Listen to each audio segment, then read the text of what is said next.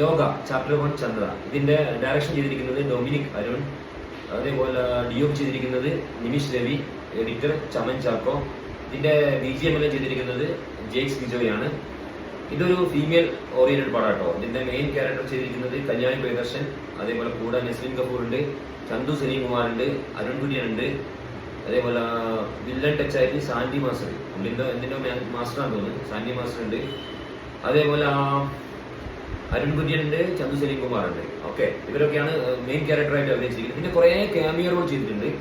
ഇതിൽ എടുത്തു പറയേണ്ട കുറച്ച് ആക്ടിംഗ് എന്ന് പറഞ്ഞാൽ സാൻഡി മാസ്റ്റർ, പുള്ളി ഞാൻ ആദ്യമായിട്ടോ ഫിലിം കാണുന്നത്. പുള്ളി ഒരു നാൻസിയപ്പ, ഒരു രക്ഷയില്ല കേട്ടാ, പുള്ളി കിടന്ന ചെയ്തിട്ടുണ്ട്. ഓവറോൾ പടം തീയാണ് മക്കളെ, തീ.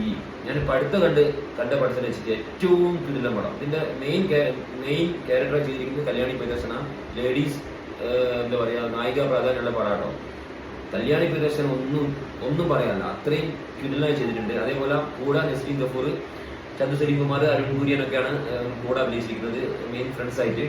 പിന്നെ ഏറ്റവും കയ്യടി കൊടുത്തിട്ടുണ്ട് ഡൊമിനിക് അരുൺ, ചെങ്ങായിയാണ് ഇതിന്റെ ഡയറക്ഷൻ.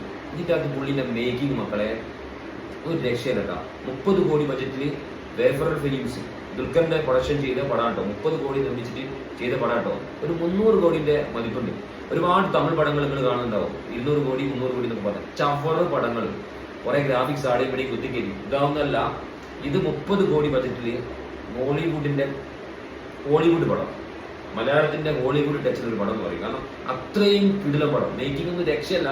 പടം കാണാത്തവരുടെ പോയി കണ്ടോളി. ഞാൻ 2 ദിവസം മുന്നേ കണ്ടത്. എന്താ പറയാ, കിണ്ണം കാച്ചിയ പടം, അത്രയും പെർഫെക്റ്റ് ആയിട്ടുള്ള ഒരു പടം. കാരണം കാസ്റ്റിംഗ് ഒക്കെ പെർഫെക്റ്റ് ആണ്. ഇതിനകത്തിന്റെ BGM, മോനെ ജെയ്ക്സ് ബിജോന്റെ BGM എന്ന് പറഞ്ഞാൽ പൊളി. എല്ലാം സിനിമാറ്റോഗ്രാഫി നിമിഷ് രവി ഒരു രക്ഷയില്ല. എഡിറ്റർ ആണെങ്കിൽ ചമൻ ചാക്കോ, എന്താ പറയുക, വേൾഡ് ക്ലാസ് പിള്ളേര്, വേൾഡ് ക്ലാസ് ടെക്നീഷ്യന്മാരെ യൂസ് ചെയ്തിട്ട് പടാട്ടോ. 30 കോടി ബജറ്റിൽ വെറുതെ അല്ല ദുൽഖർ നിർമ്മിച്ചത്. കാരണം 30 കോടി, ഇപ്പൊ 100 കോടി കഴിഞ്ഞ്.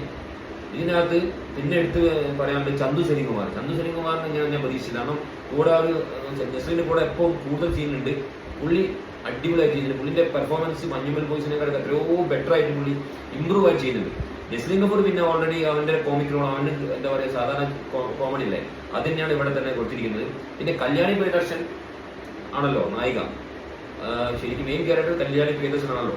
ഓള് ഒരു രക്ഷയെല്ലാം ചെയ്തിട്ടുണ്ട്. കല്യാണി പ്രിയദർശന് മുമ്പ് ഞാൻ കണ്ട പടം, മുമ്പ് കണ്ട പടത്തിനേക്കാൾ എത്രയോ ബെറ്റർ ആയിട്ട്, എന്താ പറയാ, ഫിസിക്കൊക്കെ നന്നായിട്ട് തന്നെ, ഫൈറ്റും കാര്യങ്ങളൊക്കെ അടിപൊളിയായിട്ട് ഒരു ലേഡി സൂപ്പർ സ്റ്റാർ മഞ്ജു വാര്യരല്ലേ, അടുത്ത ലേഡി സൂപ്പർ സ്റ്റാർ ഇവളായിരിക്കും. ഇവള് പെർഫെക്റ്റ് ആയിട്ട് ഒരു പെണ്ണ് എന്താ പറയാ ഫൈറ്റ് ചെയ്യുന്ന നമുക്ക് തോന്നില്ല, അത്രയും നല്ല പെർഫെക്റ്റോട് കൂടി ഫൈറ്റും കാര്യങ്ങളൊക്കെ ചെയ്തിട്ടുണ്ട്.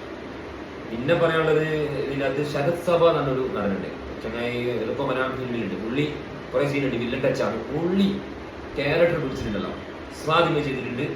പിന്നെ ക്യാമിയോ റോൾ തന്നെ, കുറെ ക്യാമിയോ റോള്, ചണ്ണിവനുണ്ട്, ടൊവിനോ തോമസ് ഉണ്ട്, അന്നാദൻ ഉണ്ട്. പിന്നെ കൂടുതൽ ആൾക്കാർക്ക് കുറെ സസ്പെൻസാണ്, ഞാൻ പറയുന്നില്ല. പിന്നെ മെയിനായിട്ട് ക്യാമിയോ റോൾ അല്ലാത്ത നിശാന്ത് സാഗർ ഉണ്ട്, കൂടെ വിജയരാഘവൻ ഉണ്ട്, സീൻ വന്നു പോകുന്നുണ്ട്. ഓക്കെ, ഇതിനകത്ത് എടുത്തു പറയാനുള്ളത് പറഞ്ഞാൽ ഡയറക്ഷൻ, ഡൊമിനിക് അരുണിന്റെ ഡയറക്ഷൻ. പിന്നെ തിരക്കഥ ഏതൊരു പുതിയൊരു പെണ്ണാണ്, എന്താ ദിവ്യദർശിനി. എന്തായാലും അവള് നല്ല പണിയെടുക്കുന്നതാണ്. ചാപ്റ്റർ 1 ആയിട്ടുള്ളൂ കേട്ടോ. ഇനി 5 ചാപ്റ്റർ വരാണ്ട്, 4 വരാണ്ട്, മൊത്തം 5 ഉണ്ടെന്നാണ് പറയുന്നത്. അപ്പൊ അടുത്തേക്ക് ഞാൻ കട്ട വെയിറ്റിംഗ് ആണ്. കാരണം ഇതിന്റെ ഗ്രാഫിക്സ് ഒക്കെ ഉണ്ടല്ലോ, ഒരു രക്ഷയില്ലട്ടാ. മൊത്തം ഈ ഒരു ഫിലിം 30 കോടി ബജറ്റ് ചെയ്തൊരു പടം, 300 കോടി നിങ്ങൾക്ക് തോന്നിക്കും. ബോളിവുഡിന്റെ എന്താ പറയുക, മലയാളത്തിന്റെ ഇൻഡസ്ട്രിയാണ് മാറുക. ഇതിപ്പോ തമിഴ്, തെലുങ്ക്, ഇന്ത്യയിലൊക്കെ വരാൻ പോവുക. ഓൾറെഡി വന്നേക്കും. 100 കോടി അടിച്ചു കഴിഞ്ഞാൽ പറയുന്നത്. അത്യാവശ്യം നമുക്ക് അറിയില്ല കേട്ടോ, 100 കോടി അടിച്ചു കഴിഞ്ഞാൽ തോന്നുന്നു. കാരണം എല്ലാവരുടെയും ഷോ ഫുള്ളാണ്.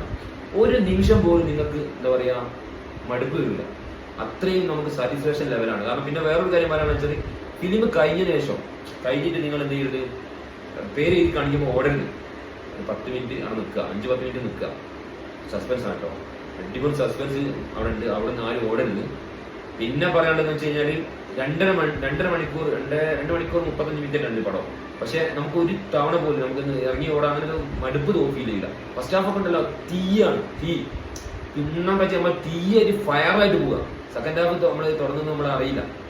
ഇന്റർവെൽ ആയോ പെട്ടെന്ന് തോന്നിപ്പോ. അത്രയും പടത്തിൽ നമ്മൾ മുഴുകി പോകുന്ന ഒരു ഫിലിമാണ്. തീരെ മടുപ്പ് വരാത്തൊരു ഫിലിമാണ്. കാണാത്തവരുടെ പോയി കാണുക. എനിക്ക് അത്രയ്ക്ക് എന്താ പറയാ ഇഷ്ടപ്പെട്ട പടമാണ്. ഞാൻ ഇപ്പൊ അടുത്ത് കണ്ടിട്ട് ഏറ്റവും എനിക്ക് സാറ്റിസ്ഫാക്ഷൻ ലെവലിൽ കിട്ടിയൊരു പടമാണ്. അപ്പൊ എല്ലാവരും തിയേറ്ററിൽ തന്നെ പോയി കാണുക. ദുൽഖറിന്റെ നിർമ്മാണത്തിലായതുകൊണ്ട് ഇപ്പൊ ഫസ്റ്റ് ചാപ്റ്ററിന്റെ ഇപ്പൊ 100 കോടി കഴിഞ്ഞെന്ന് പറയും. എത്ര കോടി ആവുന്നുള്ളത് മാത്രമേ ഇനി നമുക്ക് നോക്കാനുള്ളൂ. അത്രയും പല സ്ഥലങ്ങളിൽ വസൂലാണ്. പെട്ടെന്ന് വിട്ടോളി തിയേറ്ററിലേക്ക്, നിങ്ങൾക്ക് പൈസ വസൂലാണ്. ഞാൻ തരുന്ന ഗ്യാരണ്ടി.